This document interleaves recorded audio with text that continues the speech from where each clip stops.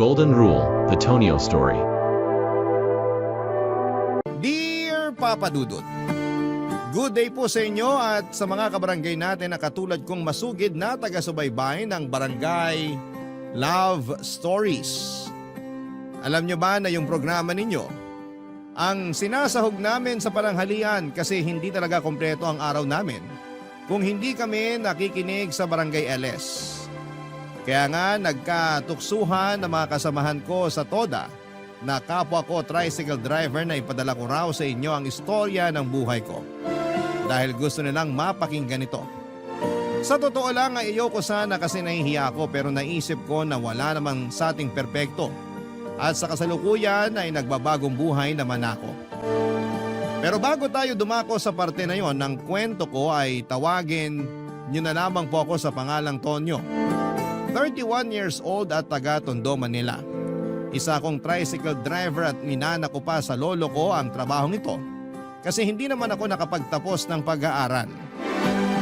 Ako ang huminto at nagsabi sa mga magulang ko na gusto ko na lamang magtrabaho. Hindi kasi ako magaling sa klase namin kaya hanggang second year high school lamang ang kinaya ko. Inisip ko na lamang na hindi para sa akin ang pag-aaral. At masaya naman ako sa desisyon kong yon. Lalo na nung mas napansin ako sa barangay namin dahil sa gandang lalaki ko. Hindi naman sa pagbubuhat ng sariling bangko pero gwapo talaga ako, Papa Dudut. Artistahin din daw ako at malakas ang appeal. Kaya maraming umaaligid-aligid sa akin na babae at binabae. Patuloy sila sa pagligid sa akin kahit alam nilang nagsasama na kami ni Nene sa bahay. Kasama ang aming anak ng mga panahong yon, Papa Dudut.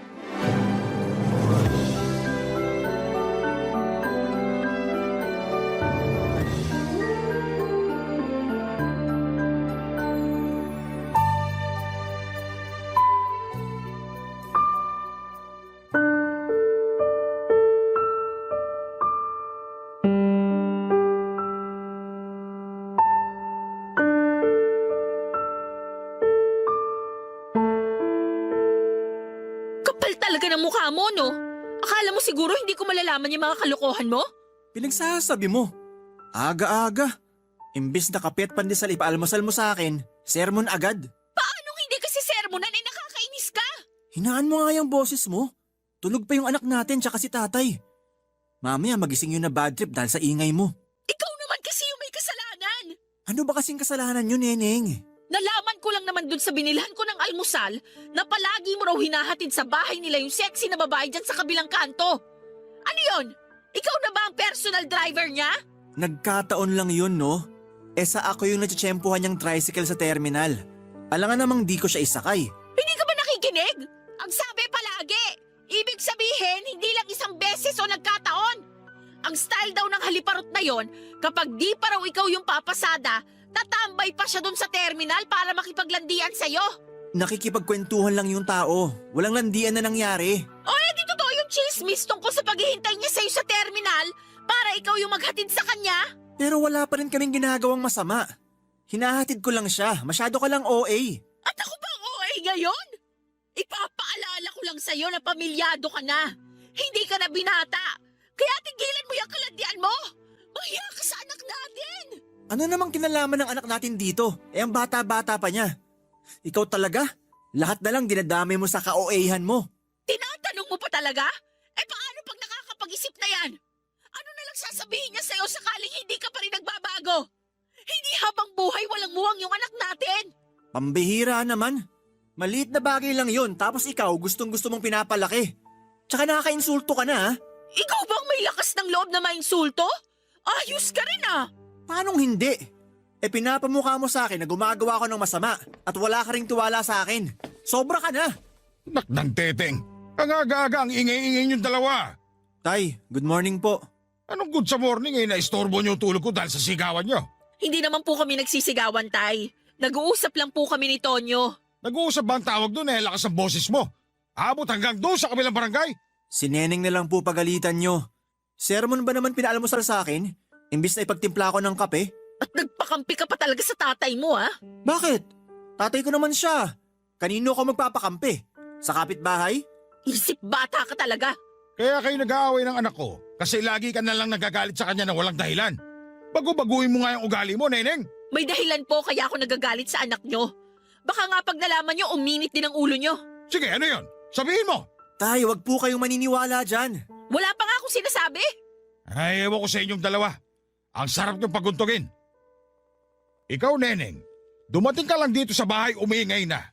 Dati tahimik dito eh, pero ngayon parang palengke na. Nakakabuisit kayo. Doon kayo mag-away sa labas. Kita ko sa mga ugat sa noon ni Neneng matapos siyang mapahiya sa tatay ko. Buti na lamang din at nagising si tatay kasi pagkatapos niya kaming sawayin ay nanahimik na ang kinakasama ko at nakapag-almusal na ako. Regular kong pasahero si Neneng noon at masasabi ko na siya ang unang nagkagusto sa akin. Sa katunayan ay tricycle ko ang paborito niyang sakyan pauwi sa bahay nila na nasa kabilang barangay lang. Yung sinasabi niyang gawain daw ng babaeng lagi kong hinahatid ay naging gawain din niya talaga. Teacher si Neneng pero may pagka-business minded din. Rumaraket siya sa pamamagitan ng pagbebenta ng mga beauty products.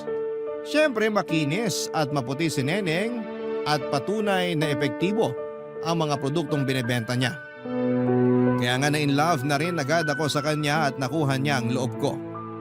2 linggo lang kaming nagligawan at noong napasagot ko na siya ay niyaya ko siyang tumira sa bahay namin. Sakto kasi na gusto na rin daw niyang bumukod kaya pumayag siyang makipag-live-in sa akin. Tapos pagkalipas lang ng 1 buwan ay buntis na siya sa anak namin, Papa Dudut. Kaso kung ano namang hinhin at hinahon niya sa eskwelahan at sa klase niya, siya namang ingay at taklesa niya sa bahay namin. Nagsimula yon noong nasa 8 buwan na ang tiyan niya hanggang sa mga anak siya sa anak namin. Lagi raw niya kasi akong napapanaginipang may ibang babae at nambababae. Kaya napapraning siya. Naiinis ako kasi pinagbibintangan niya ako kahit wala naman akong ginagawang masama. Naisip ko tuloy na totohanin ko na lamang kaya ang pambababae ko para naman may basihan na siya. Lagi niya akong inaaway at walang araw na hindi siya nagagalit sa akin. At hindi yon nakaligtas sa matinik na paningin at obserbasyon ng Tatay Cesar ko na kasama namin sa bahay.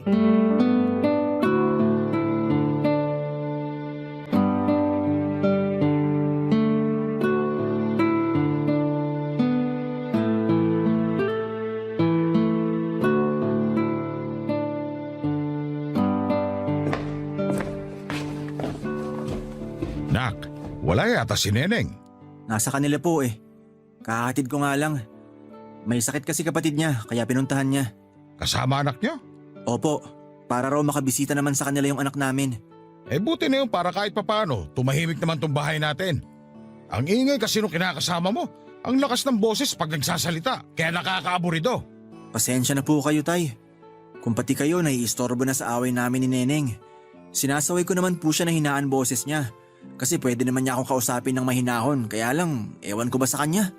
Ginagamit pagiging teacher niya sa akin. Ano naman kinalaman nun sa inyong dalawa? Sa klase niya lang siya dapat masunod. Pero pagdating sa pamamahay natin, ikaw dapat ang batas. Yun nga yung gusto kong ipamukha sa kanya. Kaso lagi niyang sinasabi mas malaki kinikita niya kaysa sa akin, na hamak na tricycle driver lang. Kasalanan mo rin naman kasi. Kung nag-aral ka, edi sana sa opisina ka nagtatrabaho at hindi ka namamasada. Mahal ko naman po trabaho ko, tsaka ayoko nga sa opisina. Di ako bagay dun, no? Kontento na ako sa pamamasada. Mas marami akong magagandang chicks na naihahatid. Kaya laging mainit ulo sa ni Neneng. Napakababaero mo. Wala naman po akong babae, Tay. Imagination lang yun ni Neneng. Tsaka masisisi niyo ba ako? Eh, gwapo tong anak niyo. Sa bagay, kanino pa ba kayo magmamana ng kuya mo? Eh di sa akin lang din. Hirap talaga pag nasalahin natin yung pagiging magandang lalaki. Oo nga po. Masyadong habulin at lapitin ng mga chicks. Pero nak, mabalik tayo sa pagbubunga nga sa'yo ni Neneng. Aba, huwag ka magpatalo sa kanya. Tandaan mo na ikaw ang lalaki, kaya ikaw dapat ang masunod sa inyong dalawa. Hindi naman po ako nagpapatalo. Minsan nananahimik na lang ako kasi kapag nagsalita pa ako, lalong mas marami sasabihin ni Neneng. Kung bakit kasi sa dinami-rami ng babae sa kanya ka pa nagkaanak? Ayan tuloy, wala ka ng kawala kasi may panganay na kayo. Mahal ko naman po siya. Pero minsan nakakasawa na. Kaya di ko mapigilan sarili ko na tumingin sa ibang babae. Kasi iniisip ko na baka sila mas maayos kasama, hindi taklesa, inaasikaso mga asawa nila, mabait at maalaga. Basta. Alam mo naman na yung golden rule natin dyan, di ba? Opo, Tay. Okay lang tumingin sa iba, basta wag aanakan. Tandang-tanda ko po yan. Ang talino mo talaga pagdating sa bagay na yan. Siyempre, Tay. Kanino pa ba ako magmamana? Di sa inyo. Naku, patunayan mo na sa akin ka nga nagmana. Kasi ako, hindi talaga ako nagpapatalo sa babae. Kaya huwag ka rin magpapatalo dyan kay Neneng. Ipamukha mo sa kanya na ikaw pa rin ang padre de pamilya. Ano ba't naging lalaki ka kung lalamya-lamya ka? Opo, Tay. Salamat po sa pagpapalakas ng loob ko. Siyempre, anak kita eh. Ayoko nakikita kang malungkot at ayoko rin inaapi ka ng kahit sino. Lalong-lalo na nung nanay nung anak mo. Gumaan ang loob ko at mas nadagdagan ng kumpiyansa sa sarili pagkatapos ng pag-uusap namin yon ni tatay. Kung hindi nyo kasi na itatanong ay 4 kaming magkakapatid na lalaki sa pamilya at ako ang bunso. Natural ay ako rin ang paborito nila ni nanay na noon ay nagtatrabaho pa sa abroad. Sa katunayan ay magkasama sila doon ni tatay na nag-aalaga ng mga matandang may sakit. Pero kauwi lang ni tatay sa bahay dahil retirado na siya. Dinapuan kasi siya doon ng sakit dahilan para mabilis nang manghina ang katawan niya. Doon na sila nagdesisyon na pabalikin na lamang dito sa Pilipinas si tatay. May sarili na rin namang pamilya ang mga kuya ko at ako na lamang ang binubuhay ng mga magulang namin, Papa Dudut. Sa isip ko, tama si tatay sa mga sinabi niya at sa pagpapaalala niya ng golden rule ng pamilya namin. Kahit na may tinapos si Neneng at sabihin niyang teacher siya, ako pa rin ang padre de pamilya, kaya wala siyang karapatang kayanin ako. Hindi dapat ako ang pumapayag na dinidiktahan lang ng isang babae dahil lalaki ako. At yun ang paniniwala ng tatay ko at doon niya kami pinalaki ng mga kuya ko. Kaya nga dapat alamin ni Neneng ang lugar niya sa pamamahay namin. Dahil ako pa rin ang masusunod sa aming dalawa, Papa Dudut. Barangay Love Stories. Barangay Love Stories. Papa Dudut, ano nga bang magagawa ko kung pinagpala akong lalaki na pinagkalooban ng kagwapuhan? Wala. Kaya hindi ko masisisi ang mga babae kung mapa-second look sa akin at magustuhan nila ako kahit na meron na silang karelasyon at kinakasama. Yung iba nga sa kanila may 4 ng anak pero gusto pang humirit ng date sa akin kahit na alam nilang may kinakasama na ako. Minsan kapag naiisip kong nai-inlove ako kay Neneng at niyayaya ko siyang magsama na kami sa isang bubong para bumuo ng pamilya ay hindi ko mapigilang manghinayang sa buhay ko nung wala pa sila ng anak namin. Nakakamiss din palang maging isang binata, Papa Dudut. Sa kabila ng lahat ay alam kong mahal ko si Neneng. Kasi kapag hindi naman siya sinusumpong ng topak niya ay malambing siya sa akin. Inaasikaso niya ako, ipinagluluto, pinaglalaba kahit na pagod siya sa trabaho at may ginagawa pang lesson plan. Bukod doon ay siya ang nanay ng anak ko kaya kahit na hindi ko mapigilan ang atraksyon ko sa ibang babae at madali akong madala sa mga panglalandi nila ay si Neneng pa rin ang inuuwian at tinatabihan ko sa kama. Kaya nga minsan ay nakakaumay kapag tinatalakan niya ako. At sinisermo na para bang wala na akong ginawang matino sa buhay ko, Papa Dudut.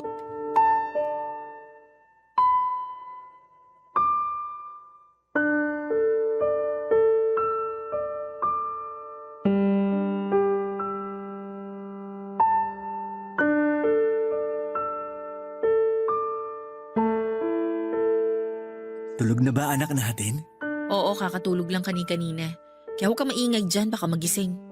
Ikaw magpapatulog ulit pag nagising siya. Ano ba yan? Akala ko pa naman makakaskor na ako. Score mo mukha mo, manahimik ka nga dyan.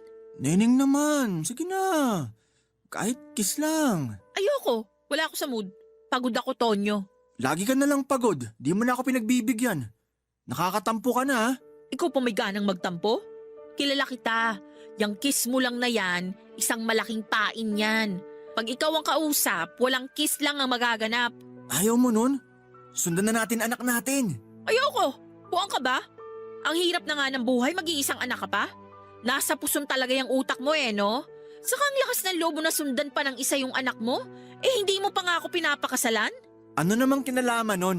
Siyempre, gusto ko ring matawag na misis, no? Saka ayaw mo ba nun? Magiging legal na yung pagsasama natin kasi mababasbasan na ng Diyos. Ano namang kaibahan nun sa pagsasama natin ngayon? Kahit walang basbas ng Diyos, para na rin tayong mag-asawa. May anak na nga tayo eh. Di mo kasi naiintindihan. Babae ako. At may pangarap din akong maikasal. Pero di ba magastos yun? Pwede naman nating pag-ipunan.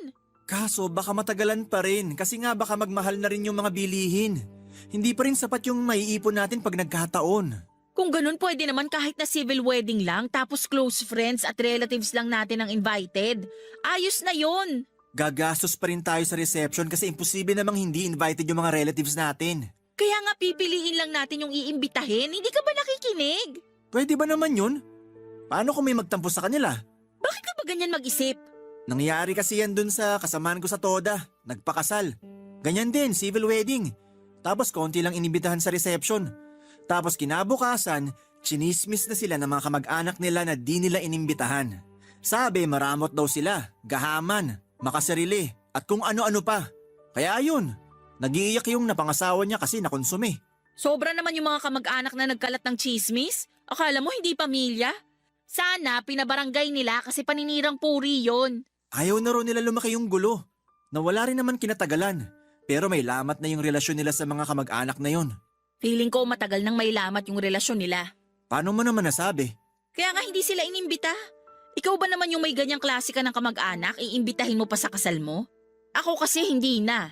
At kung sakaling ipagkalat niyang madamot ako o makasarili, ipapabarangay ko talaga sila para may kalagyan ng mga yan. Sinasabi mo lang yan kasi hindi pa sa'yo nangyayari. Bakit parang sinasabi mo na mangyayari nga sa akin yan? Hindi ah. Ayan ka na naman. Advance ka na naman mag-isip eh. Gusto ko lang namang makasal na tayong dalawa. Ayaw mo ba yun? Ha? Ano? Ano? Huwag kang sumigaw. Sige ka. Magigising anak natin. Ikaw kasi, nakakainis ka. O ano na? Naghihintay ako ng sagot mo. Basta. Basta-basta kapag nalalaman dyan. Ayusin mo kasi kung paano ko sumagot. Mabuti pa matulog na tayo. May pasok ka pa bukas, di ba? Matulog ka mag-isa mo. Sige. Bahala ka dyan. Gabing-gabi na nag-iinarte ka pa rin. Sa totoo lang, Papa Dudut, ay ayoko pang magpakasal. Wala pa yun sa plano ko kasi ayoko pang matali kay Neneng. Mahal ko siya, oo, pero alanganin ako sa gusto niyang mangyari dahil pagkasal na kami ay mas magkakaroon na siya ng karapatan sa akin at mas mahahawakan na niya ako sa liig.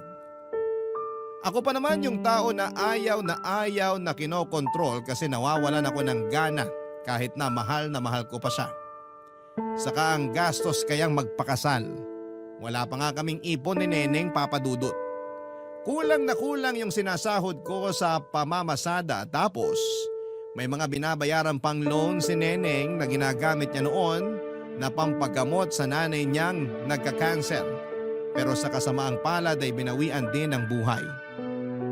Kaya naman nalubog talaga siya sa utang. Idagdag pa na siya pa rin ang bumubuhay sa pamilya niya at nagpapaaral sa dalawa niyang kapatid na nasa college. Kaya nga lalo kaming nagigipit. Tapos gusto niya pang magpakasal? Kahit na sabihin mong civil wedding lang yon ay gagastos pa rin sa reception. Gusto pa naman niya na invited lahat ng kamag-anak niyang sigurado kung wala namang ambag sa gastos tapos magti-take out pa ng pagkain. May pagkabida-bida kasi yan. Kunwari lang na gustong pili ang i-invite pero sa huli lahat naman ay kasama. Saka ayaw rin ng parents ko sa ideya ng kasal lalo na si tatay.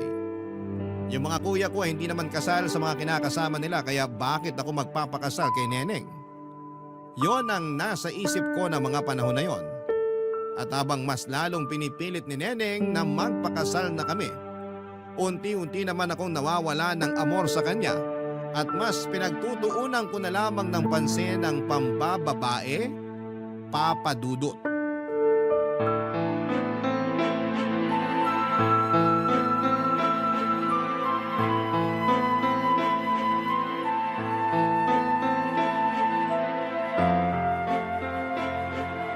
Hoy, Tonyo! Akala mo siguro habang buhay mo may tatago sa akin yung relasyon yun ng babae mo, no? Para sabihin ko sa'yo, bobo ka magtago! Alam ko na lahat! Ha? Sino nagsabi sa'yo? Eh di sino pa ba? Di yung mga chismosa sa paligid na nakakakita tuwing hinahatid sundo mo yung babae mo? Ay, kahit kailan talaga pahamak sila. At sila pa talaga yung sinisisi mo? Eh ikaw tong gumagawa ng kalokohan? Kapal na mukha mo? Habang nagtatrabaho ako, wala kang inatupag kundi lumande. Para sa kaalaman mo, nagtatrabaho lang din ako. Masyado ka lang malisyosa, kaya lahat na lang ng bagay binibigyan mo ng kulay. Huwag mo akong paratangan ng kung ano-ano. Sa ating dalawa, ikaw ang may ginagawang kahayupan. Hindi ka na nahiya. At anong dapat kong ikahiya? Sige nga. Tinatanong mo pa talaga? Marami. Alam mong may kinakasama ka na at may anak na tayong dalawa. Tapos dikit ka pa rin ang dikit dun sa babaeng yon.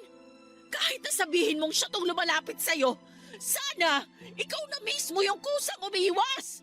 Kaso gusto mo rin na nilalandi ka niya, kaya hinahayaan mo siya. Wala nga kaming ginagawang masama, Neneng. Magkaibigan lang kami ni Krisha. Magkaibigan?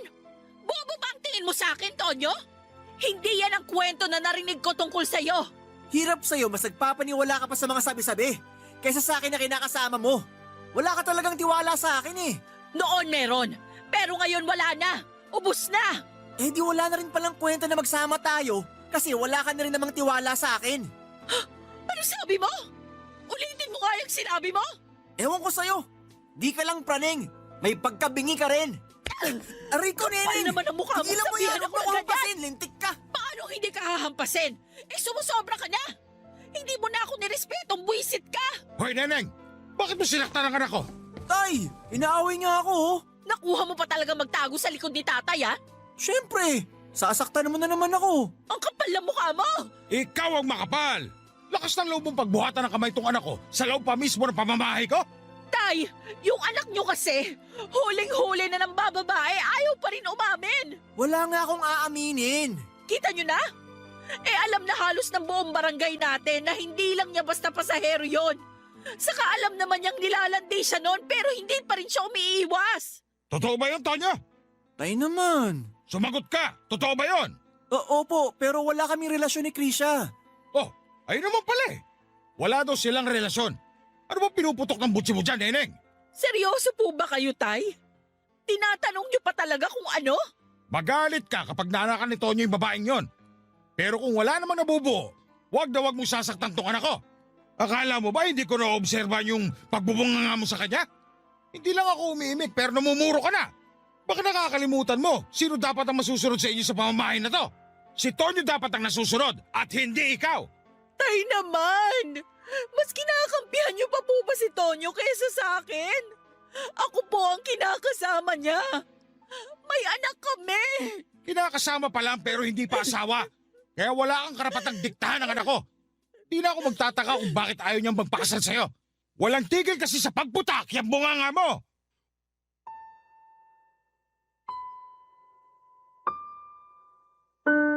Papa Dudut, sabihin nyo na ang isip bata ko pero masaya ako na napagsabihan siya ng tatay ko. Sumusobra na kasi si Neneng sa pangiinsulto niya sa akin at aaminin kong inapakan niya ng gusto ang pagkalalaki ko.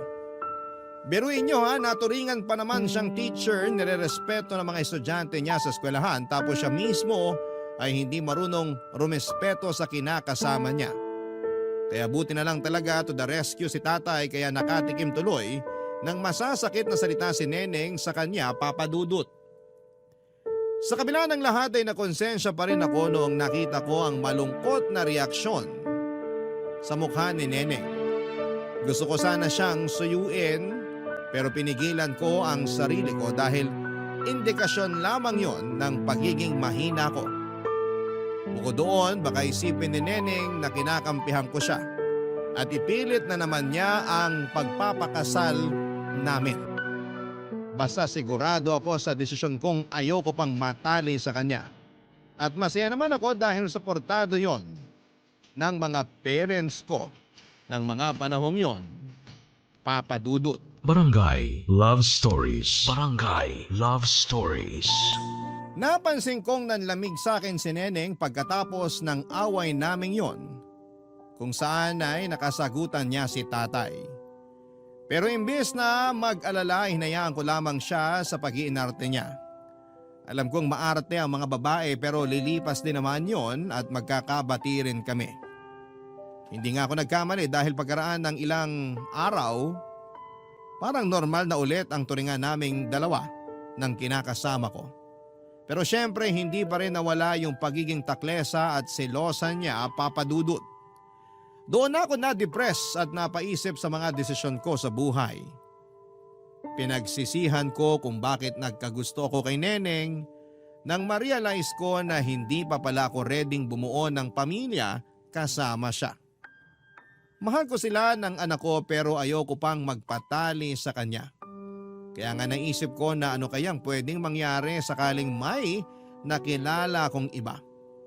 Dumating ako sa puntong yun din dahil wala lang. Hindi dahil wala lang. Meron akong dahilan. Bagay na napag-uusapan namin ng tatay ko nung minsang kinumpronta niya ako.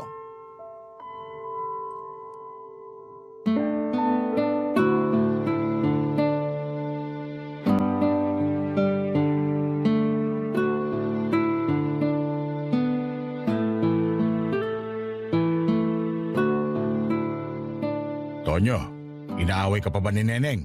Paminsan-minsan po. Pero di na palagi kasi baka raw makasagutan na naman niya kayo. Natakot yata sa inyo. Aba, dapat lang naman takot siya sa akin. Nagre-reyna-reyna siya sa bahay natin nakikitira lang naman siya. Hayaan niyo na po si Neneng, tay. Pinagsabihan ko na naman siya. Kaya di na yun uulit. Pinipilit ka pa rin ba niya magpakasal? Opo, binabanggit pa rin niya. O anong sagot mo? Na hindi pa ako handa. Tapos tinanong niya ako kailan daw ako magiging handa. Pag lumaki na yung anak namin. Di na lang ako umimik kaya nagtampo na naman siya sa akin. Hindi ko na po alam gagawin. Ayoko naman nakikita siyang nagtatampo pero ayoko pa rin kasi talagang magpakasal sa kanya eh. Sigurado ka ba na ayaw mo lang kasi hindi ka pa handa? O baka naman may iba ka na talaga? Baka naman kayo talaga nung babaeng tinutukoy niya. Tay naman eh. Wala talaga akong may tatago sa inyo. Siyempre, tatay mo ako. Kaya sabihin mo na. May relasyon na kayo, no? Opo. Sinasabi ko na nga ba Hindi totoong hindi ka pa handa magpakasal kay Neneng. Hindi mo lang talaga siya mahal. Mahal ko naman po si Neneng pero nawala na lang yun sa dalas ng pag-aaway namin. Alam mo, tayo mga lalaki, pag mahal natin yung babae, ura-uradang pakakasalan natin yan. Kaya duda ako sa'yo nung sinabi mong mahal mo naman si Neneng. Ayaw nyo rin namang makasal ako kay Neneng, di ba? Oo, kasi nararamdaman ko na kokontrolin lang niya buhay mo. Baka pagkatapos ng kasal, sakal na sunod na mangyari sa'yo. Pero maiba tayo. Ano bang nagustuhan mo doon sa bago mo? Maganda po, sexy, makinis, tsaka Magaling sa kama? Oo tay, ako yung sumusuko. Ibang klase. Ay, nakakaingit ka naman. Pero yung usapan natin Huwag na huwag mong bubuntisin kung ayaw mo malintikan ka. Saka ayusin mo yung pagtatago sa relasyon nyo. Kasi parang aso yung si Neneng. Ang talas ng pangamoy. Yun nga tay, ayoko na pong itago yung relasyon namin ni Krisha. Mas mahal ko na po siya kaysa kay Neneng. O anong plano mo? Makikipaghiwalay na po ako kay Neneng. Pero di ko alam kung paano sasabihin sa kanya. Baka kasi hindi siya pumayag. At bakit di siya papayag? Ipamukha mo na ayaw mo sa kanya para siya na mismo yung kusang makipaghiwalay sa'yo. Sigurado po ba kayo na gusto nyo kami maghiwalay ni Neneng? Aba, oo naman. Sabi mo maganda yung bago mo at mas mahal mo na siya kaysa kay Neneng. Di, palitan mo na yung kinakasama mo. Tutal, nakikita ko rin na hindi ka na masaya sa kanya. Tingnan mo nga yung itsura mo. Para kang pinagsakluban ng langit at lupa. Ang dapat na gawin mo, makipaghiwalay ka kay Neneng kaysa nagmumukmuk ka dyan. Alam nyo, tama po kayo. Di dapat ako nagmumukmuk dahil lang dun. Buti na lang talaga okay lang sa inyo na hiwalayan ko si Neneng. Tsaka wala rin kasi akong nakikitang future sa kanya. Hanggang ngayon, dami pa rin niyang utang na binabayaran. Si Krisha mayaman to, tay. Daming pera. Pinuutang pa nga akong pampapogi ng tricycle ko. Nako, kung ako sa'yo, hindi ko napakakawalan yung bago mo. Mayaman pala yan eh. Jackpot ka na dyan, Tonyo!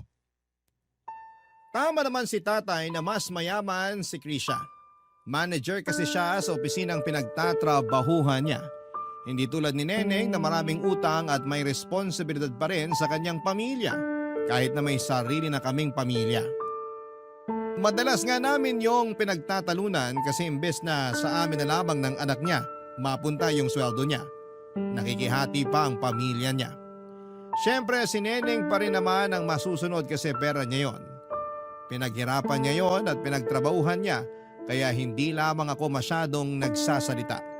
Pero deep inside ay naiinis ako kasi pag may pera ako dapat ay pera din niya. Pero kapag pera niya, kanya lang. Napaka-unfair, Papa Dudut. Doon ko nga naisip na hindi na talaga maayos ang relasyon namin ni Neneng. Hindi ko na rin siya nakikita sa future ko kasi meron na akong ibang babaeng nagugustuhan. At suportado yon ni tatay dahil naobserbahan niya na hindi na ako masaya sa piling ni Neneng.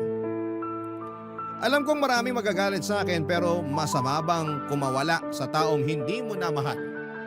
Alam kong hindi ko na mahal si Neneng kasi naubos na lamang yung pagmamahal na yon.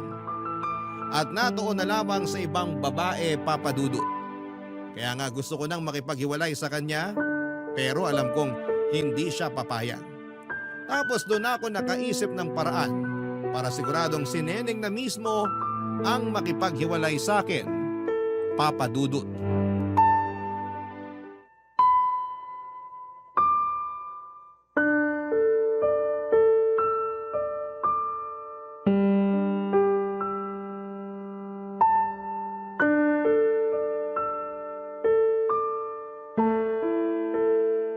Anong sinabi mo?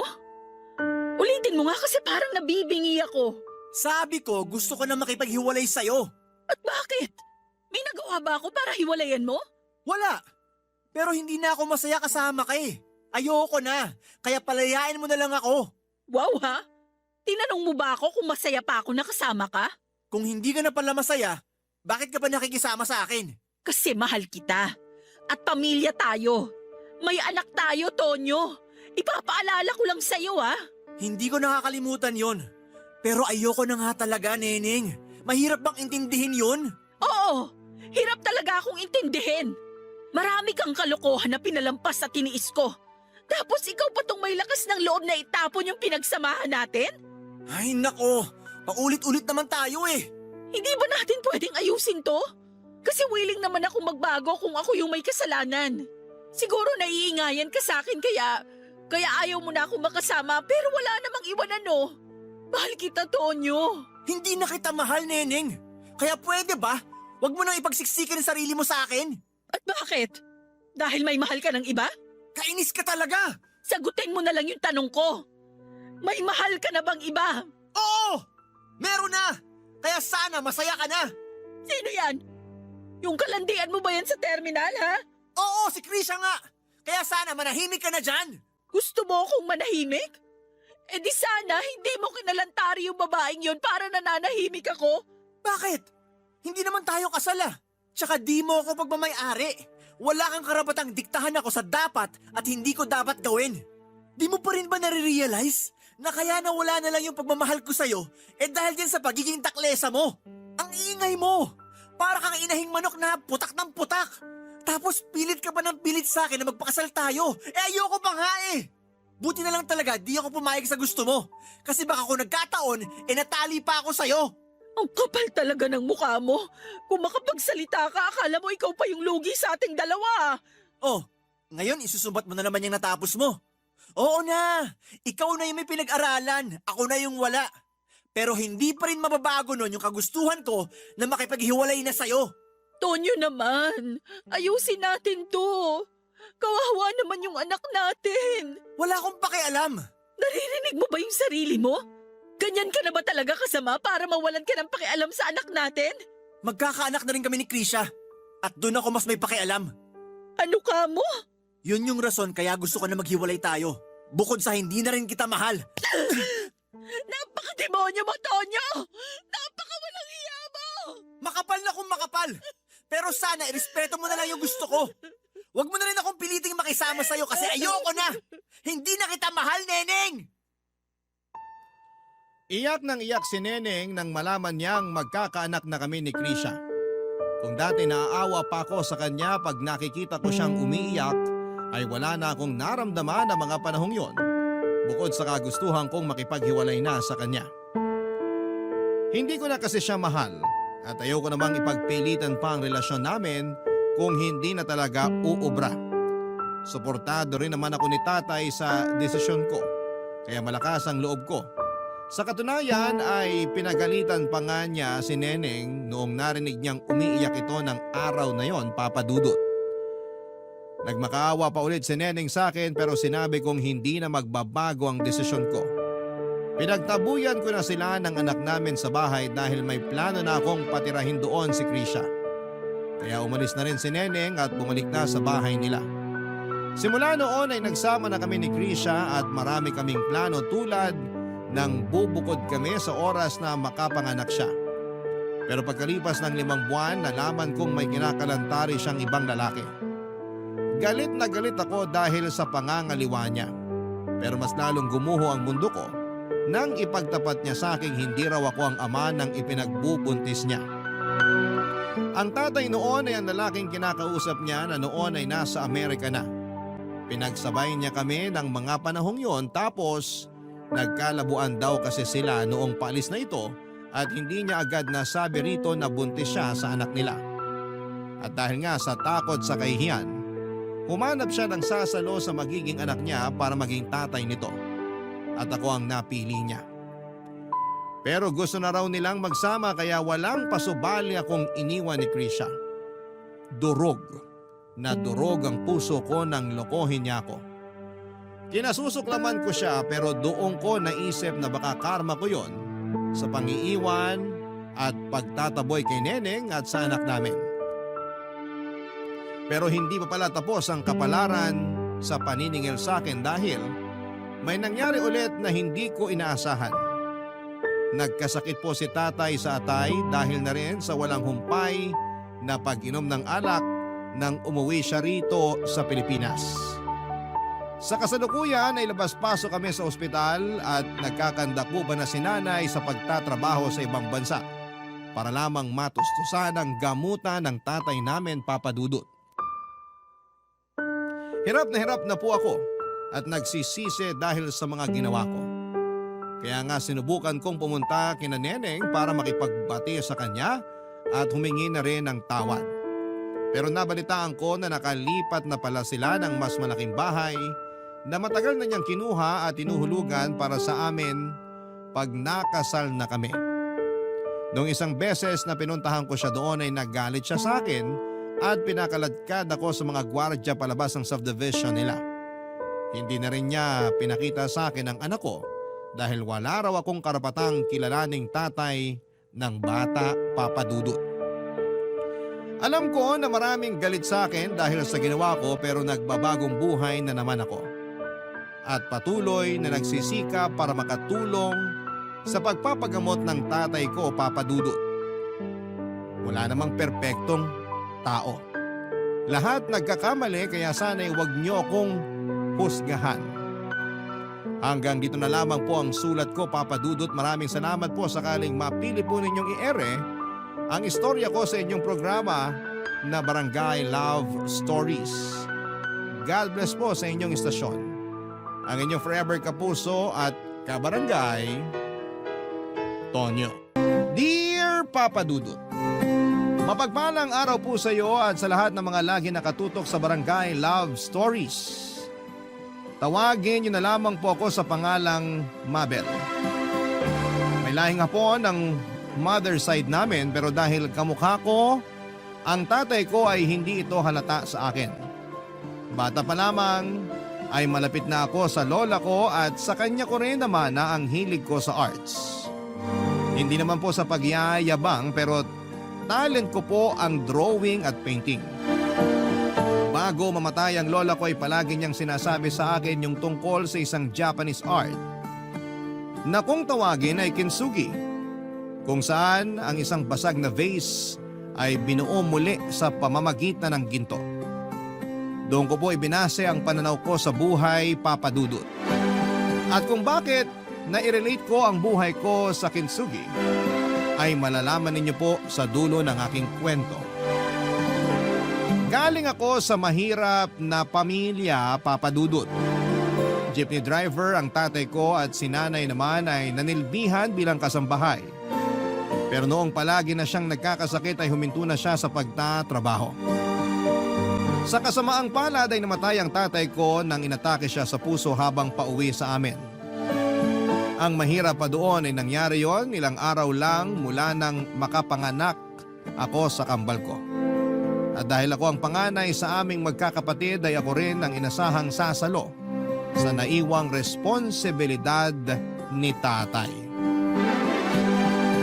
Nakapagtapos naman po ako ng nursing pero sa halip na mag-apply sa mga ospital sa Pilipinas ay mas pinili kong mag-abroad na lamang kahit na caregiver ang maging trabaho ko. Sakto pa noon na tinawagan ako ng pinsan ko at inalo kong interesado kong magtrabaho sa Spain. Mahigit 2 dekada po ako nagtrabaho noon sa Spain bilang caregiver. Kaya hindi ko nakasama ang mga anak ko sa paglaki nila. Napapanganak ko pa lamang kasi noon nang mag-abroad ako. Mabuti na lamang at madali akong natanggap doon dahil kay Donna na matagal ng caregiver sa Valencia, Spain. Sa tagal kong nagtrabaho sa ibang bansa ay idinaan ko na lamang sa iyak ang matinding pangungulila sa pamilya ko. Kung makakapagbakasyon man kasi ako sa Pilipinas ay hindi rin naman ako nagtatagal. Kung tutuusin, Papa Dudut, kaya naman sana naming mag-asawa na maitawid ang pagpapamilya. Pero hindi sasapat ang kinikita ko kung isasama ko pa roon ang pampaaral sa sarili kong mga kapatid. Sinabi ko na lamang sa asawa ko na gusto kong maranasan ang mga anak namin na makapag-aral sa private school. Kaya kailangan ko ng malaking-laking sweldo. Pero ang totoo, bukod doon ay kailangan ko rin munang tapusin ang obligasyon ko sa 2 kong kapatid at kay nanay na wala ng trabaho ng mga panahong yon.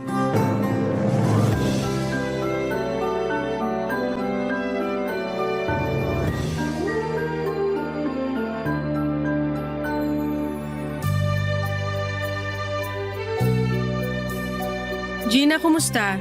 Nakuha mo na ba yung perang ipinadala ko sa'yo? Oo ate, nakuha ko na. Salamat ah. Bukas na bukas yan magbabayad ako para makakuha ng exam permit.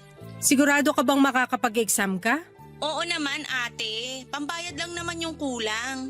Nasaan yung resibo ng binayaran mo nung prelims at midterms nyo? I-send mo sa akin, gusto ko makita.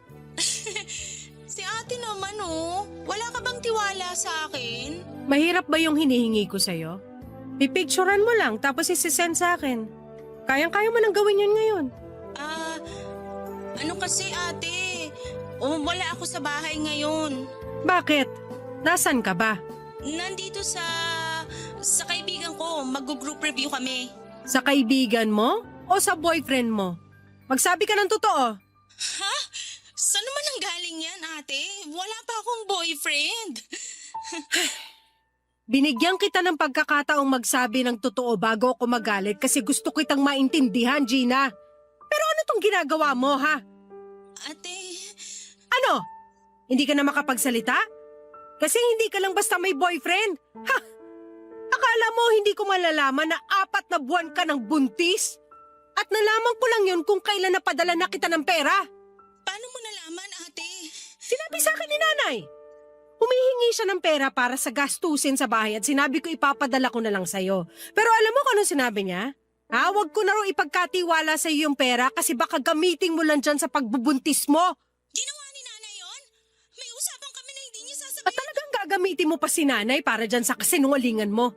Hoy Gina, 1 taon na lang at makakatapos ka na tapos malalaman ko na hindi ka naman pala talaga nag-e-enroll? Pinagmukha mo pa akong tanga sa mga kwento mo na pasado ka sa exam? Ate, sorry. Wala na kasi akong choice noon. Pinalayas na ako ni nanay sa bahay. Tapos hindi rin ako pwede sa bahay ng boyfriend ko kaya nangungupahan ako ngayon. Hindi ko na problemang nalagay ka sa ganyang sitwasyon. Ginusto mo yan! Ginusto mong lumandi habang nag-aaral ka pa! Hindi ka man lang nakahintay na makatapos ka at makapagtrabaho muna! Paano mo ngayon bubuhayin yung bata pag nakapanganak ka na, ha? Yung boyfriend mo, nasan siya? Gusto ko siya makausap! Wala siya rito, ate. Nasa trabaho pa siya ngayon eh. Ano trabaho ng boyfriend mo? Konduktor ng bus, ate. Nagkakasya ba yung sinusweldo niya para sa inyo? Yun na nga, ate. May pinapaaral din kasi siyang kapatid kaya hindi siya masyadong nakakapag-abot sa akin. Eh di sana hindi ka muna niya binuntis. At ikaw naman, isa ka pang hindi nag-iisip ng maayos. Hindi naman ako nagkulang sa pagpapadala sa iyo Lahat ng kailangan mo sa school ibinibigay ko kasi gusto ko makapagtapos ka. Yun yung pangarap ni tatay para sa iyo. Huwag ka nang magalit, ate, please. Kung gusto mo, ipapalaglag ko na lang to para wala na. Boba! Ang bobo-bobo mo, Gina! Ang sabaw mong kausap! Mas lalo mo lang palalakihin yung problema! Hindi ko na alam ang gagawin ko, ate. Nang dahil dito sa batang dinadala ko, parang ayaw na sa akin ang lahat. Hindi ginusto ng batang yan na mabuo siya. Responsibilidad niyo siya, kaya matuto kayong panindigan yan. Aminado naman ako, Papa Dudut, na medyo na-spoil ko ang mga kapatid ko, lalo na si Gina. Dahil kilala ko siya na masipag mag-aral, lahat ng kailangan niya ay ibinibigay ko. Kahit na minsan ay malaki-laking halaga ang hinihingi niya. Pero kung spoiled sila sa akin ay mas lalo naman ang mga anak namin ni Larry. Ang mahirap lang doon ay naging malayo ang loob nila sa akin. Hindi ko naman sila masisisi dahil wala ako sa kanilang tabi habang lumalaki sila. Sina nanay naman kahit mga bagay na hindi dapat hinihingi ay sa akin na rin nila inaasa. Pakiramdam ko tuloy noon ay para na lamang akong ATM sa kanila. Ni hindi man lang nila ako naisip na kumustahin. Mabuti na lamang at napunta ako sa mabigat at galanteng amo noong time na yon. Isang matandang babae na negosyante ang una kong inalagaan. At nang pumanaw ito ay 2 pa ang naalagaan ko bago ako napunta sa pag-aalaga ng isang matandang lalaki. Naputulan ito ng magkabilang binti sa isang aksidente sa mismong araw kung kailan pumanaw ang asawa nito kaya hindi na ito nakakalakad noong mga panahong yon. Papadudot kahit tinaasan ang sweldo ko parang kulang pa rin yon tuwing nagpapadala ako sa Pilipinas. Kumuha kasi ng mamahaling sasakyan ng asawa kong si Larry, pinagtalunan nga namin yon nung una dahil hindi naman namin yon kailangan. Pero iginiit niya na magagamit niya ang sasakyan sa paghahatid ng mga bata kaya hinayaan ko na lamang siya. Wala na rin naman akong magagawa noon dahil siyang naghahawak ng perang kinikita ko. Noong mag-college na ang mga anak namin ay pumayag ako na pumasok sila sa isang pribadong university sa Batangas. Dahil sinabi ng asawa ko na kakayanin naman daw naming tustusan yon. Nakaisip kasi siyang mag-buy and sell ng mga motor.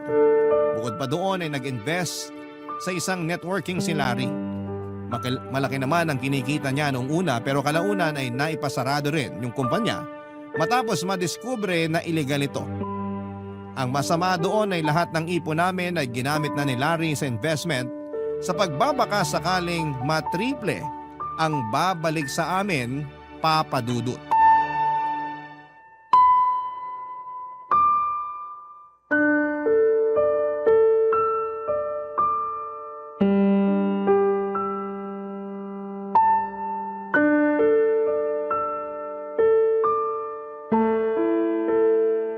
Larry, anong balita? Hindi na ba talaga maibabalik yung pera? Wala na, mahal eh. Wala nang pag-asang maibalik pa yun sa atin. Nagsara na yung kumpanya. Ano ba naman yan? Paano na yung ipon natin?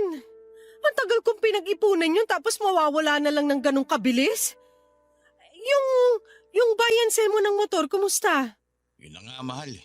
Dumagdag pa yun sa problema. Bakit? Ano nangyari?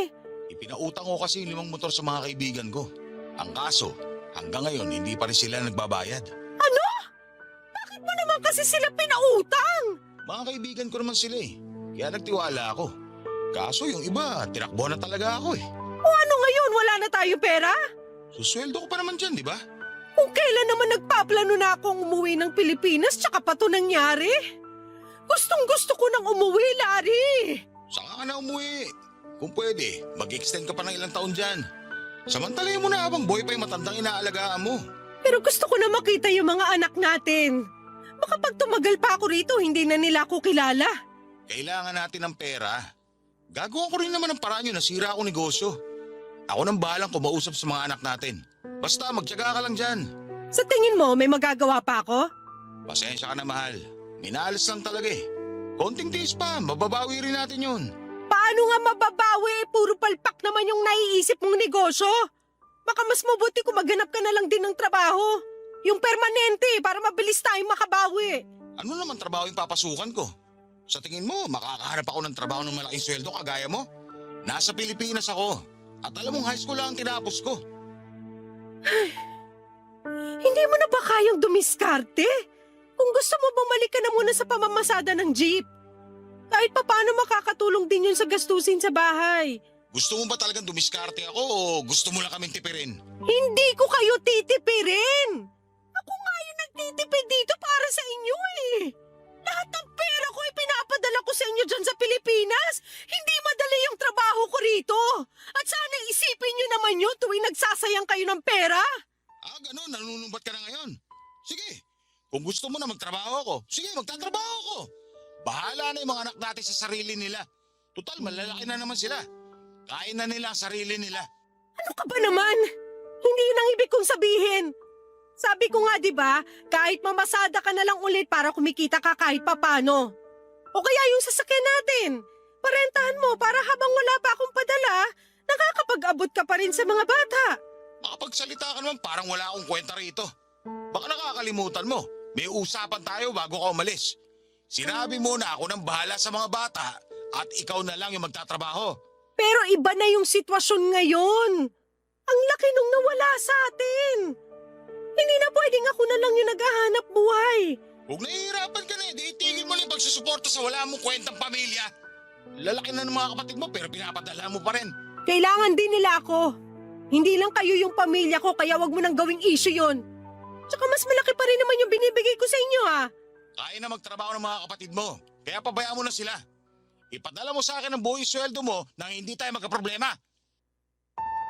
Papa Dudut, wala akong nagawa kundi ang iyakan ang pagkaubos ng savings namin dahil sa palpak na investment ng asawa ko.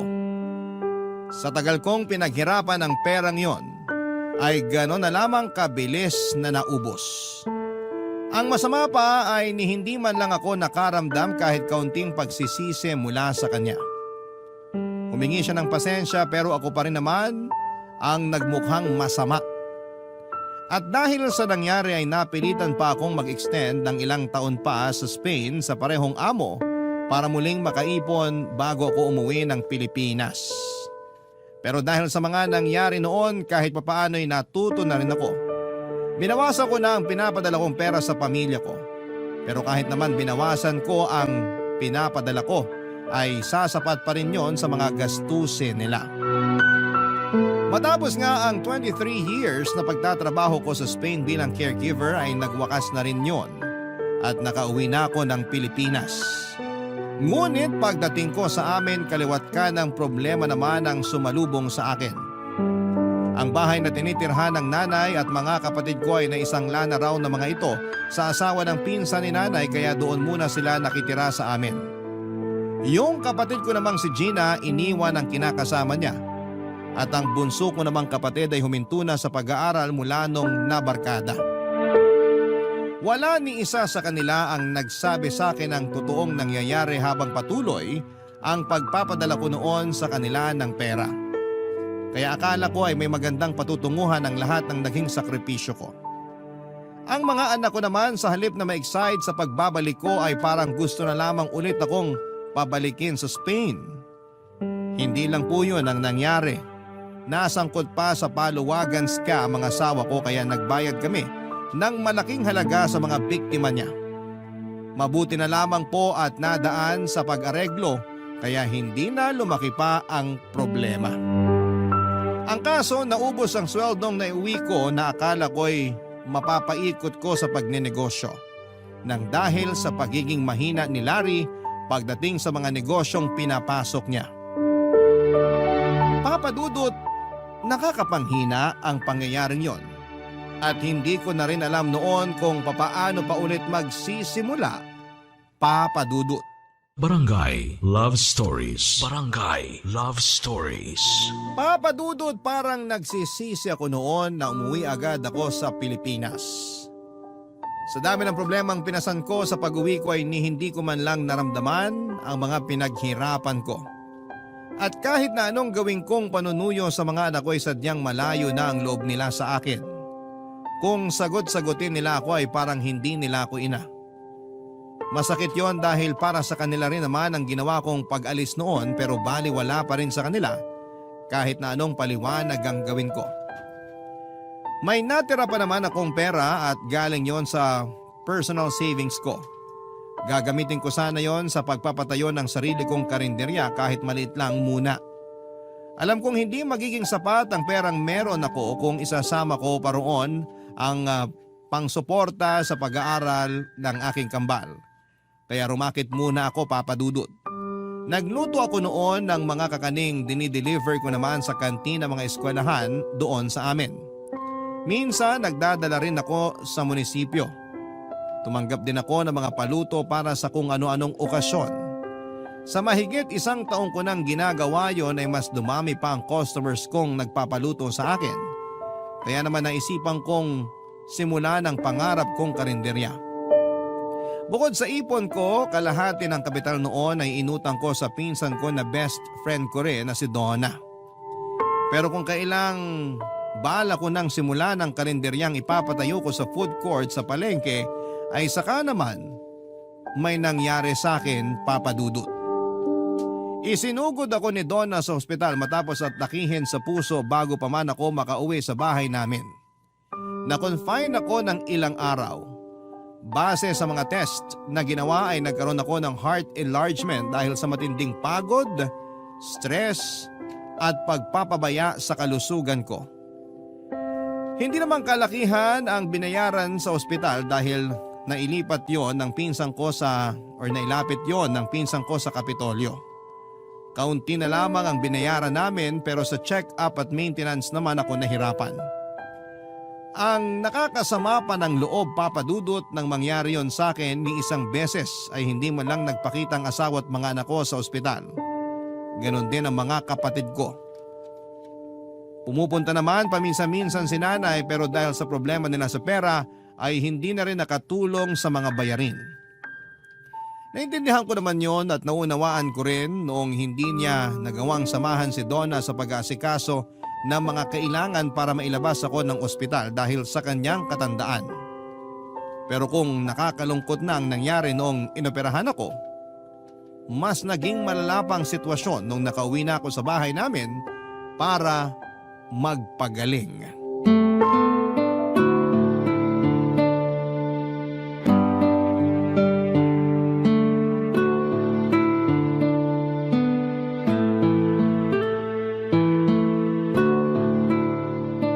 Mahal, may pagkain na ba yung mga bata? Wala. Baka pwedeng ikaw na muna magluto para sa kanila. Hindi pwede. May lakad ako. Birthday ni kumpare bukas. Nakapangako na ako na pupunta ako sa kanila ngayon para tumulong sa pagkakatay ng baboy. Pero walang kakainin yung mga anak natin pag uwi nila. Bakit mo pa ba inaalala mga ngayon? Malalaki na sila. Kaya na nilang ipagluto yung mga sarili nila. Saka hindi na dito kumakain yung mga anak mo. Palagi silang kumakain sa labas kasama yung mga barkada. Ano? Kaya naman pala mabilis maubos yung allowance nila eh. Tapos hindi mo man lang nagawang pagsabihan para magtipid kahit kaunti. Hindi ko na problema yun. Ginusto nila yun kasi tamad yung mga anak mo. Ayaw nila magluto. Kahit pagsasayang nga, walang marunong sa kanila. Ikaw yung naiwan sa kanila kaya sana dinisiplina mo man lang. Sana tinuruan mo ng mga gawaing bahay. Tingnan mo ngayon, hindi maasahan. Mas marami pa yung oras nila sa barkada kaysa sa oras na nandito sila sa bahay. Masisisi mo ba sila kung lagi silang wala rito? Sino ba namang gagana umuwi kung bubungat kagad sa kanila? Yung nanay nilang pabigat. Grabe ka naman kung makapagsalita. Pasensya na ha. Hindi pa kasi ako pwede magkikikilos ngayon. Kalalabas ko lang ng ospital. Hindi ko ginustong may mangyari sa akin pero siningil na ako ng katawan ko sa sobrang pagod at stress sa pagbuhay ko sa inyong lahat. Kailan ka pa ba kasi gagaling? Wala na tayong pera. Ano ibig mo sabihin? Ang ibig kong sabihin, magpagaling ka na para makabalik ka na sa Spain. Magtrabaho ka ulit doon kahit ilang taon pa. Mas mabuti pa nga kung nandun ka eh. Ano? Hindi na ako babalik sa Spain. Dito na ako sa Pilipinas. Ayoko namang tumanda na lang ako sa pag-aalaga ng ibang tao. At ayos lang sa'yo na nakikita kami naghihirap? Naririnig mo ba yung mga sinasabi ng mga kapitbahay natin? Kala mo kung sino raw tayo noon tapos biglang bagsak na ngayon. Mas mahalaga pa ba sa'yo yung mga sinasabi nila? Tsaka pwede ka naman maghanap muna ng trabaho habang nagpapagaling ako. Sa kalagayan ko, hindi ko pa kaya magtrabaho. Mahirap nga humanap ng trabaho ngayon. Ang kulit mo naman. Hirap kasi sa'yo. Kala mo ganun lang kadali yun eh. Wala namang ibang tatanggap sa akin kundi sa construction. Bakit kaya hindi mo subukan mag-abroad? Doon ka magtrabaho. Sa Saudi o kaya sa Japan. Para maranasan mo naman yung hirap na pinagdaanan ko. Para maramdaman mo kung gaano kahirap kitain yung perang winawaldas nyo. Ngayon ka pa talaga manunumbat? Baka nakakalimutan mo, mahina ka pa. Kapag pinabayaan ka namin, mabubulok ka na lang dito sa bahay. Kaya nyo gawin sa akin yon? Bakit hindi? Wala ka ng pakinabang sa amin. Pwede ka na naming iwan kung gugustuhin namin ng mga anak mo. Napakasama mo talaga. Ganun lang ba yung silbi ko sa pamilyang to, ha? Tingin nyo sa akin, ATM na kapag wala ng laman, wala na ring silbi sa inyo? Asawa mo ako, Larry! At ina pa rin ako ng mga anak natin! Pwede ba, Mabel? Wala akong oras para dyan sa kadramahan mo. Kailangan ko nang umalis. Ikaw nang bahala magluto para sa sarili mo. Huwag mo nang intindihin yung mga anak mo. Kain na nila yung sarili nila. Iwanan mo na lang talaga ako ng ganito. Ano bang inaarte mo dyan? Pauwi na rin naman yung 4 na pabigat dito sa bahay. Magdahan-dahan ka sa pananalita mo, ha? Pamilya ko yung sinasabihan mo ng pabigat. Ano bang dapat kong itawag sa kanila? Yung nanay mo at 2 kapatid mo, bit-bit pa ng isang anak niya. Mga palamunin ko rito sa bahay. Ang kapal na mukha mo! Pera ko naman yung ginagastos ko sa kanila! Asawa mo ako, kaya pera ko na rin yon. Kung alam ko lang na ganito yung gagawin nyo sa akin, hindi na lang sana ako umalis sa Pilipinas. Para pare-pareho rin tayo naghirap at tumirik ang mga mata sa gutom. Papa Dudut, kahit magwala pa ako sa galit ay wala na ring silbi yun. Hindi ko na rin inintindi ang kalagayan ko. Kung bigla na lang ba akong magko-collapse dahil sa taas ng emosyon ko at sigaw ako ng sigaw. Tapos na ang mahigit 2 dekada kong pagtatrabaho sa Spain at wala na rin akong perang maibibigay sa kanila. Kung kaya ko lang sana kaagad na magkikilos at magtrabaho pagkalabas ng ospital ay ginawa ko na. Pero dahil kalalabas ko lang naman ay medyo nakakaramdam pa ako ng pagkahilo. Isa pa ay hindi rin ako pwedeng palaging nakayuko kaya kahit ibang mga gawaing bahay ay hindi ko pa rin magawa noon. Si nanay naman ay palaging wala sa bahay dahil nagtitinda siya ng gulay sa tabing kalsada. Si Gina nakahanap ng trabaho noong panahon na yon. Yung anak naman niya ay laging pumupunta sa ama nito at bihira nang umuwi sa amin. Yung bunso ko namang kapatid ay halos doon na. Tumira sa bahay ng mga kaibigan niya na pare-parehong mga tambay. Kung hindi dahil sa pinsang kong si Nona, ay hindi ko na alam kung paano ko pa makakayanan ang lahat, Papa Dudut. Siyang sumama sa akin tuwing may check-up ako. Nakapangutang na rin ako ng pera sa kanya dahil kinulang na yung natira kong pera sa savings ko. Sa maintenance ko pa lamang ay lagas na yon, Papa Dudut. Nagkatrabaho naman si Larry kalaunan. Natanggap daw siya bilang driver ng bus. Ang kaso tuwing umuuwi siya, halos hindi na niya ako pinapansin. Parang naging hangin na lamang ako sa paningin niya. Napakahirap ng sitwasyon ko noon dahil kahit ang dami kong kasama sa bahay, ni isa sa kanila ay walang may pakialam sa akin. Kahit pa mismo sarili kong ina, siguro nga ay pera lang ang silbi ko sa kanila. Papa Dudut, aaminin ko na umabot na ako sa puntong gusto ko nang wakasan ang buhay ko. Napagod na kasi ako at nawala na rin ang pag-asang makakaalis pa sa sitwasyong kinakasadlakan ko noon. Sinubukan kong maghanap ng dahilan para patuloy pa rin lumaban sa buhay pero lalo akong pinanghihinaan Dahil sa mga taong akala ko ay magiging karamay ko sa mga panahong wala pa akong magawa para tulungan ang sarili ko.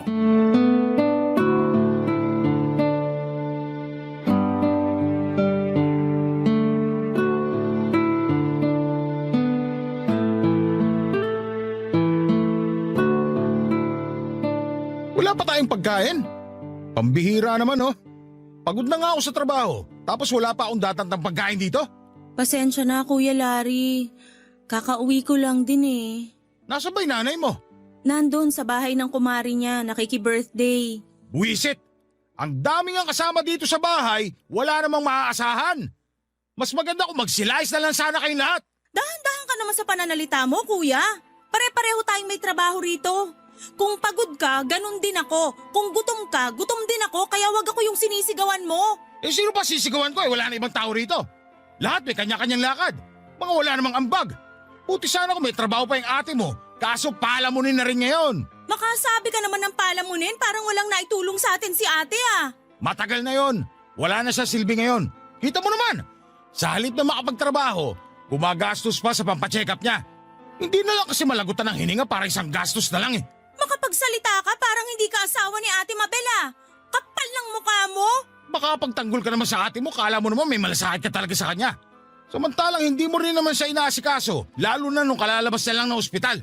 Marami akong inaasikaso. Nag-a-apply pa lang ako ng trabaho noon. Mahirap nang makahanap ng maayos na trabaho yung ganitong edad. Mabuti nga natanggap pa ako kahit tindera lang sa grocery eh. O edi ngayon may trabaho ka na, ikaw nang bahala sa kuryente at tubig. Ano? Teka, bakit ako lang? Sa laki ng bill natin sa kuryente, halos wala nang matitira sa sweldo ko. Eh di humanap ka ng ibang racket para madagdagan yung kinikita mo. Gayahin mo yung ate mo. Hindi na ko, kontento ka na lang sa trabaho mong kakarampot yung sweldo. Wow, kakarampot na sweldo? Bakit? Milyones ba sinusweldo mo? Napakayabang mo eh, driver ka lang naman ng bus. At ikaw, tendera ka lang. Mas maliit yung sweldo mo kaya wala kang karapatang magyabang. Baka nakakalimutan mo, nakikitira ka lang dito. Kaya kung ako sa'yo, ayusin mo yung pag-uugali mo. Baka pulutin ka sakali ngayong gabi. Bahay to ni ate, kaya may karapatan din kaming tumira dito. Kasal kami ng ate mo kaya pagmamayari ko na rin to. Pwede ko kayong palayasin kung gugustuhin ko. Huwag kang mag-alala, makaisang buwan lang ako sa trabaho ko, aalis na rin ako dito. Sayong-sayo na tong bahay nyo. Kahit lulukin mo pa ng buo para hindi kami makapasok. Isara mo na yung bibig mo, Gina. Kung hindi ka magluluto, manahimik ka. Baka hindi kita matansya. Sa mga sinabi mo, mas lalo akong hindi magluluto. Bahala ka magutom. Ganun pala yung gusto mo, ha? Sige, simula ngayon, hindi na kayo pwedeng makialam ng mga pinamili ko rito. Bumili kayo ng sarili niyong pagkain. Wala na bang mas ilalakas yung sigawan nyo? Kulang pa eh. Kunting kapitbahay pa lang yung nakakarinig. Huwag kang makialam dito, Mabel. Talaga, Larry? Huwag ako makialam? Kung tutuusin nga, ako lang yung may karapatang magpalaya sa inyong lahat kasi bawat sentimong ginastos para maitayo tong bahay na to, galing lahat sa bulsa ko. Pare-pareho lang kayo naging palamunin nung nagpapakahirap ako magtrabaho sa Spain. Kung manunumbat ka lang sa mga naibigay mo noon. Ano, Larry? Patatahimikin mo ulit ako? Hindi porket may trabaho ka na, pwede mo na akong maliitin ng ganito. Tama si ate. Isa ka pa! Lahat kayo! Wala kayong karapatan na isipin at sabihin palamunin at pabigat ako sa bahay na to! Kasi kung meron man naging palamunin at pabigat sa buong buhay ko, kayong lahat yon! Papadudot, wala na yatang mas masakit pa sa mga narinig ko. Ipinamukha nila sa akin na wala akong silbi sa kanila. Sobrang sama ng loob ko noon, lalo na sa asawa kong akala ko'y siyang pinakaunang makakaunawa sa akin. Kung yung mga anak ko lang ay maunawaan ko pa sila dahil kahit minsan naman ay hindi ko sila naalagaan. Pero yung asawa ko at yung mga kapatid ko ay hindi ko akalain na kakayanin nilang pabayaan na lamang ako ng ganon. Si nanay naiintindihan ko rin dahil masyado na siyang matanda para mag-alaga pa sa akin. Hindi naman kalakihan ang bahay namin, kaya bawat away nila at pagtatalo tungkol sa mga gastusin ay napapakinggan ko. Ewan ko ba, pero parang sinasadya na talaga nilang marinig ko ang mga yon. Kung noon ay mahal na mahal nila ako, nung may sakit na ako ay parang bigla na lamang ako naging ibang tao para sa kanila. Sobra akong nanliit sa sarili ko. Sa bawat araw na naroon ako sa bahay at naririnig ko mismo kung gaano sila nahihirapan ay parang gusto ko na lamang sukuan ng lahat.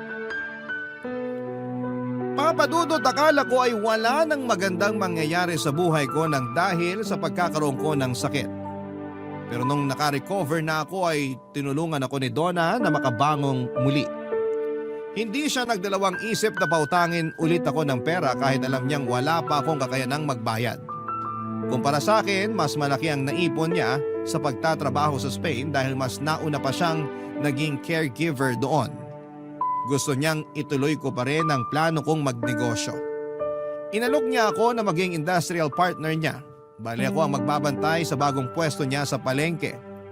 Pumayag naman ako para may pagkaabalahan muli. Pero kapag tuluyan na akong nakarecover, saka ulit ako tatanggap ng mga paluto para makapagsimula sa pag-iipon. Ngunit bago pa man yon mangyari ay nakatanggap ako ng magandang balita mula sa anak ng dati kong amo sa Spain, Papa Dudut. Barangay Love Stories. Barangay Love Stories. Papa Dudut, habang nagbabantay ako sa tindahan ng pinsang kong si Donna, ay nakatanggap ako ng message sa aking social media account mula sa anak ng dati kong amo sa Spain. Nakasaad doon na pumanaw na ang dati kong amo. Sinabi rin sa mensahe na may gusto silang ibigay sa akin na kaunting halaga. Bukang bibig daw kasi ako ng tatay nila bago ito pumanaw. Nag-reply ako at nang sumagot ulit ang anak ng amo ko ay doon ko napagtanto na totoo nga ang sinasabi nito. Halos hindi ako makapaniwala nang pumasok sa bank account ko ang perang ibinigay nito bilang pasasalamat sa pag-aalaga ko sa kanilang ama. 3 buwang sweldo rin ang katumbas noon kaya gano'n na lamang ako kasaya. Nagpasalamat ako sa anak ng dati kong amo at nagpahatid din ng pakikiramay sa pagkawala ng kanilang ama. Ang pera namang ibinigay nila ay ginamit kong pampuhunan para sa isang maliit munang karinderya. Kumuha na lamang ako na makakatulong ko roon para makapagluto pa rin ako ng mga pinapa-order ko. Nang malaman ng mga anak ko na meron na naman akong pinagkakakitaan ay saka ko lang ulit naramdaman ang presensya nila. Pero dahil malalaki na rin naman sila ay natuto na rin ako, Papa Dudut. Natuto na akong tiisin sila kahit na maraming beses ko nang naisip na magbigay na lamang tuwing humihingi sila ng pera. Hindi ko naman yon ginawa para pagdamutan sila, kundi para matutunan nila na hindi lahat ng bagay na gusto nila ay nakukuha lamang sa panghihingi, Papa Dudut.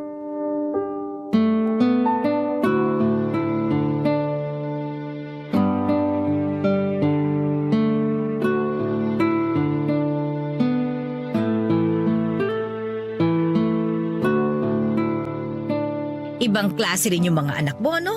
Nakaamoy lang ng pera, naaalala ka na ulit. Hayaan mo na sila. Hindi ko naman binigyan eh. Para matuto naman sila magsikap sa buhay. Teka, maiba nga ako. Bakit hindi mo pa palakihan tong karinderya mo? May sapat ka na namang pera. Ayaw kong ilabas lahat ngayon. Pwede naman ako magsimula muna sa simple lang. Di ba dito naman mas makikita yung diskarte ko? Kung sa bagay, naiintindihan kita dyan sa pagtatabi mo ng pera. Sa dami nang nangyari sa'yo mula nung bumalik ka rito, matuto ka na talagang magtabi. Magsisimula ulit ako ngayon. Kahit hindi na kasing laki ng kinikita ko nung nasa Spain ako, ayos lang.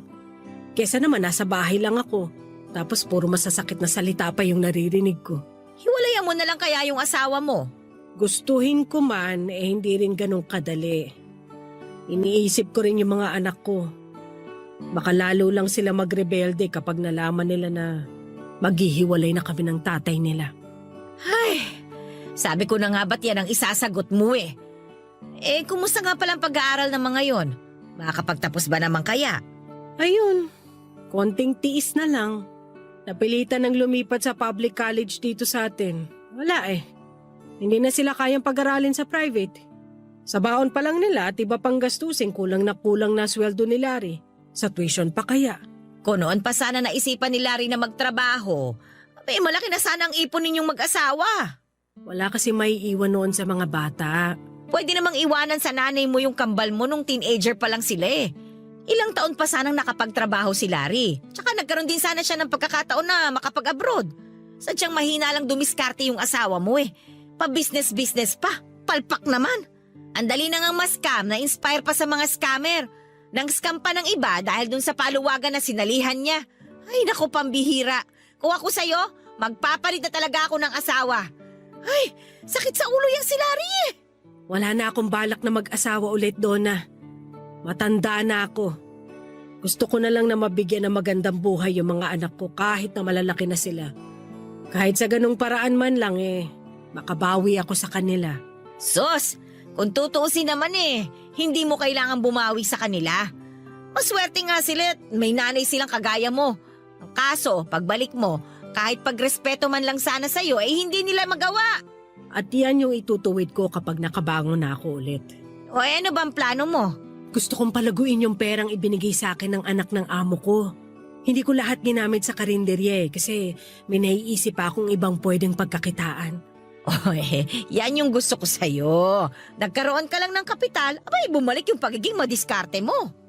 Salamat nga pala. Kung hindi naman dahil sa'yo, baka hindi ko to nagagawa ngayon. Huwag mo nang alalahanin yon. Magkaibigan tayo at magpinsan pa. Palagi mo nga akong pinagtatanggol nun sa mga nambubuli sa akin Tapos ikaw pa yung nagpapalusot nun sa nanay ko para makatakas ako at makapag-enjoy man lang sa buhay kahit subsub tayo sa pag-aaral, di ba? Ay nako, napakasarap tuloy bumalik sa pagiging estudyante. Kung babalik man tayo sa pagiging estudyante, ayoko na maging prof si Madam Sungit. Kumusta na kaya yon? Gusto mong bisitahin? Ay, tsaka na kapag successful na tayo. Successful ka naman na. Malakas naman yung grocery mo sa palengke. Ay naku, panimula lang yon. Hindi pa yon ang definition ko ng success. Sa bagay, ako rin naman, hindi pa ako kontento sa meron ako ngayon kasi lahat pwede pang mawala sa akin. Tama. Kaya hanggat may kaya pa tayong gawin, tuloy lang ang laban. Papadudot na tuloy ang pagpapagawa ko sa karinderya. Pero sa halip na doon ako mismo kumuha ng pwesto sa loob ng palengke, ay naghanap na lamang ako ng mas malawak na espasyo dahil mga estudyante ang target market ko. Nag-offer ako ng budget meal na bentang-benta. Hindi lang sa mga estudyante kundi pati na rin sa mga tricycle driver doon sa amin. Hindi ako nagsisisi na pagkain ang ginawa kong panimulang negosyo dahil hindi ito nalalaos. Sa mahigit kalahating taon na lumipas at malakas pa rin ang karinderya ko. Bumili naman ako ng van para parentahan. Nagtuloy-tuloy ang mga magagandang pangyayari sa buhay ko nang walang tulong na nagmumula sa pamilya ko. Sa mga panahong yun ay hindi na kami nagsasama ng asawa ko. Paunti-unti kong pinagawa ang paupahan ko sa likod lamang ng aking karinderya. Dahil malapit sa eskwelahan ang paupahang ipinagawa ko noon, ipinasadya ko yon para sa mga bed spacer lamang. Malaki-laki na rin naman ang kikitain ko sa 8 kwarto. Habang ginagawa pa ang paupahan at tuluyan na akong nakabangon. Saka naman muling nagparamdam ang mga kapatid ko. Pinigilan daw sila ni nanay na lumapit sa akin dahil sa kahihiyan. Pero naglakas loob silang humingi ng tulong sa akin noong gipit na sila. Nagkataon pa na lagi nang nagkakasakit ang nanay ko. Ayoko naman noon na dumating ang araw na pagsisihan ko kaya tinulungan ko pa rin sila, Papa Dudut. Pero hindi na yung kagaya ng dati na sobra-sobra pa sa kailangan nila. Nagbigay ako ng kaunting puhunan para matuto rin silang magnegosyo. Kumita man yon o hindi ay labas na ako doon. Dahil sinabi kong yun na ang huling beses na mag-aabot ako sa kanila ng pera. Ipinadoktor ko naman si nanay at doon ko nalaman na meron na pala siyang stage 2 lung cancer. Ilang buwan lang mula nung subukan ko siyang ipagamot ay pumanaw na ang nanay ko. Pero bago siya tuluyang nawala ay humingi siya ng tawad sa mga naging pagkukulang niya sa akin at nagpasalamat na rin sa lahat ng naging sakripisyo ko para sa pamilya namin. Nakakalungkot at masakit mawala ng mahal sa buhay pero ganun talaga ang realidad. dito sa mundo. May dumarating at meron ding umaalis na hindi na babalik pa kahit na kailan.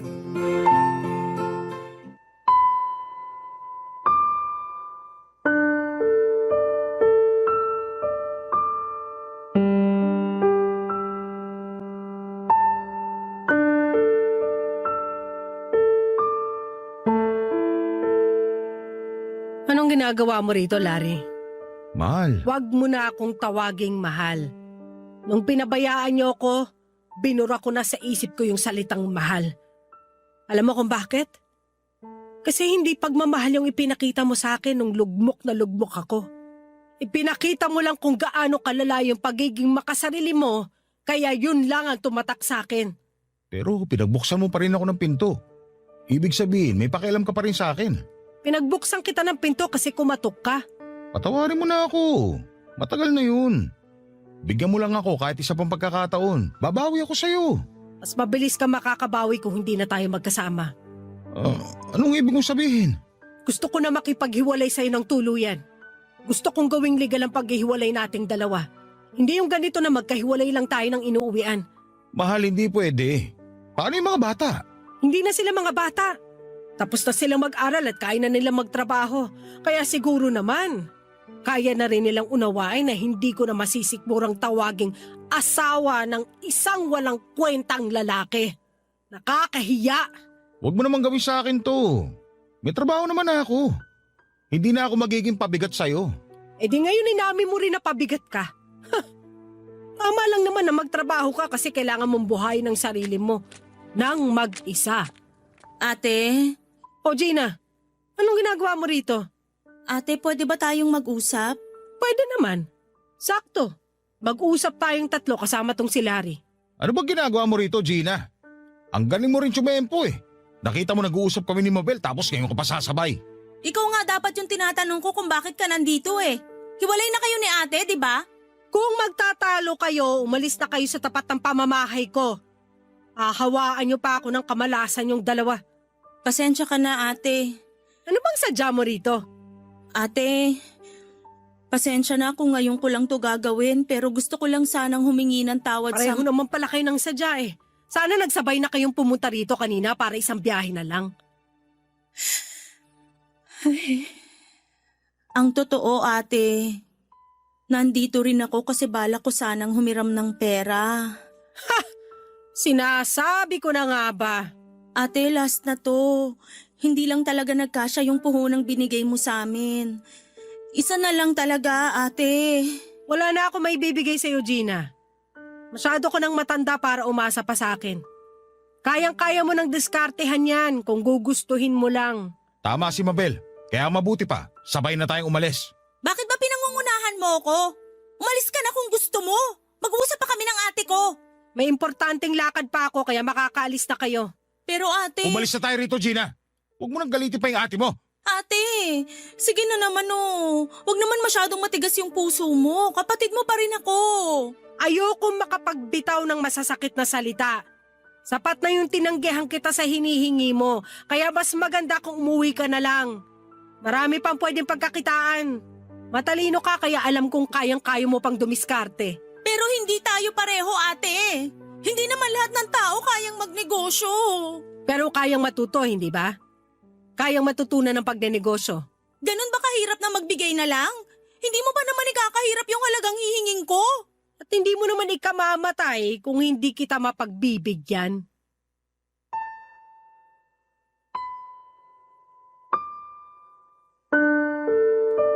Papadudot, tinuloy ko ang pakikipaghiwalay kay Larry at hindi ko yon inilihim sa mga anak namin at sa mga malalapit niyang kamag-anak. Alam nila kung ano ang mga pinagdaanan ko noong makauwi ako ng Pilipinas at halos madurog na ako sa sakit na ginawa sa akin ng pamilya ko. Pero dahil sa tulong ng ilang taong nagmamalasakit pa rin sa akin at higit sa lahat ay sa awa ng Panginoon, ay nalampasan ko ang lahat. Kahit hiwalay na kami ni Larry ay wala na siyang narinig na masasakit na salita mula sa akin. Nagpasalamat na lamang ako noon na naging bahagi siya ng buhay ko at nagkaroon ako ng mga anak ng dahil sa kanya. Makalipas nga po ang isang taon, Papa Dudut, ay nakita ko kung paano nagbagong buhay ang dati kong asawa na si Larry. Nagpatuloy siya sa pagtatrabaho bilang bus driver at lumayo na rin sa vision niya noon na pagsusugal. Sa pagkakaalam ko ay binenta na niya ang sasakyang hinuhulugan namin noon para makapagbigay ng pera sa mga anak namin. Nagkikita pa rin naman kami tuwing may okasyon. Tuwing nagkakasama ko ang mga anak ko. Nung una ay napipilitan ng kambal ko na pumunta tuwing naghahanda ako para sa kanilang kaarawan. Pero bago magpasko ay nagkapatawaran na kaming mag-ina. Humingi sila ng tawad sa naging pakikitungo nila sa akin at sa pambabaliwala nila noong kailangan ko ang kanilang presensya. Sino ba naman ako para hindi magpatawad gayong matagal ko nang hinihintay na mangyari yon? Sa ngayon, Papa Dudut, ay maayos pa rin ang takbo ng aking karinderya at nangangalahati na ang pinapagawa kong paupahan. At habang wala pang trabaho ang mga anak ko, tinutulungan muna nila ako. Sila rin naman, muli akong sinubukang suyuin at hindi talaga siya tumigil hanggat hindi ko siya napapatawad. Papa Dudut, bago ko nga po maisulat itong liham ko sa inyo ay nagkapatawaran at nagkabalikan na rin kaming dalawa. Sa lahat ng nangyari sa buhay ko, na i-relate ko ang buhay ko sa kintsugi. Minsan na rin akong nawasak, pero kinaya kong mabuo ng paunti-unti. Pero sa pagkakataong ito ay mas nakikita ko na ang halaga ko. Kung isa akong basag na paso, ang gintong bumuo sa akin ay ang pamilya ko na napagtanto ang naging pagkakamali nila at gumawa ng paraan para magkaayos kaming lahat. Pero kahit na buo na kami ng pamilya ko ay naroon pa rin ang bakas ng pinagdaanan ko. Kahit kasi okay na kami ng mga kapatid ko ay hinayaan ko na lang silang tumayo sa sarili nilang mga paa. Tinuruan ko sila kung paano dumiskarte at hindi umasa na lamang sa inaabot sa kanila. Hanggang dito na lamang po ang aking kwento at maraming salamat po, Papa Dudut, sa lahat ng mga bumubuo ng Barangay LS. Pagpalain po sana kayong lahat. Ang inyong forever kapuso at kabarangay, Mabel.